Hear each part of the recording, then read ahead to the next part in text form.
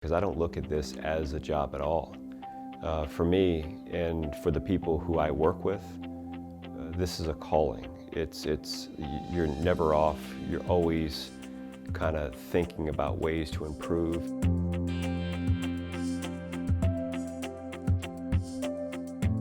So the county that I serve, Seminole County, is a wonderful county. It's the third most densely populated county in the state of Florida. We have a rather small geographic area with 315 square miles, but a population of 500,000 that live in there. We've got 7 municipalities and great teamwork between all of the municipal police departments and our office. And I'm proud to say that in the 107-year history of our county, there's never been a crime rate lower than there is right now.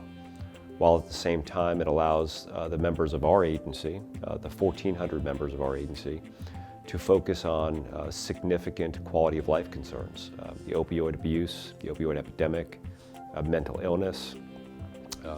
We've really got a unique setup because we take on full responsibility in Seminole County for child protective investigations. We have consolidated dispatch. We have county probation is all run through the sheriff's office. So it's really a team approach, but a wonderful community where our citizens feel like they're engaged and involved in the process of making our mission work, and that's to enhance the quality of life for all of our citizens.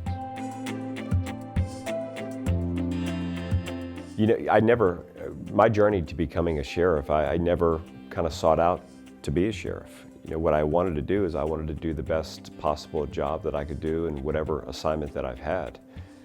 In over a 28-year career at the agency, I essentially, ascended every single rank that we have.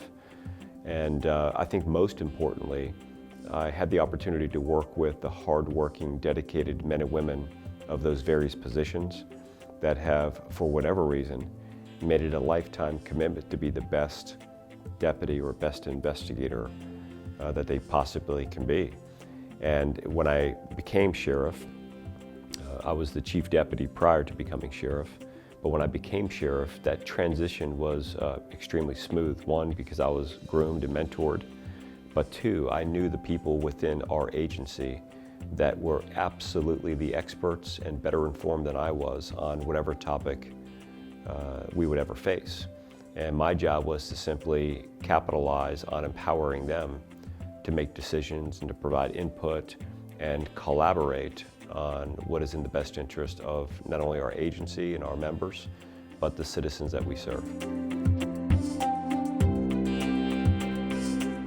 And although we have a historic low in crime rate, we're losing more people now to this opioid epidemic than ever in history.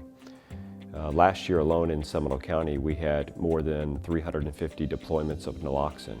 Or another way to put that, public safety professionals in our county brought more than 350 people back to life with the use of Narcan.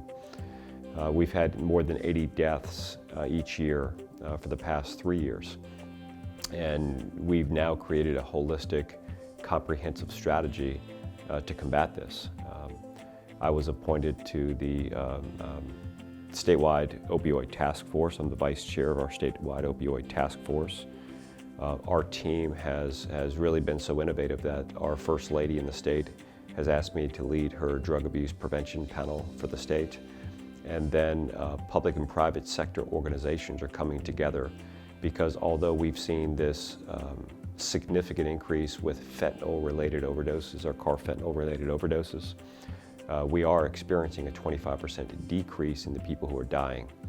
And in my entire 28-year career, I've never seen a time where inmates have petitioned their judges to extend their sentences because they were in a treatment program that was so robust and so effective that they were actually getting clean for the first time in many years. And in the past 6 months, we've had 3 participants in our program petition the judge to extend their sentences, in some cases months longer.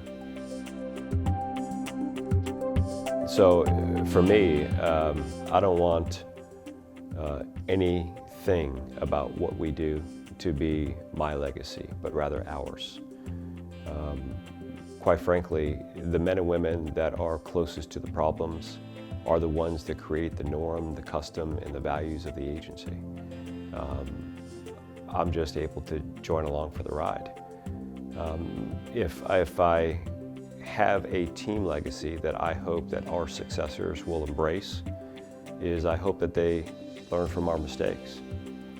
I hope that they allow us the trust and respect to carry on what I feel we create. I think that right now, the historic low in crime rate is nothing that we've done over the past 3 years, but rather investments that we made decades earlier.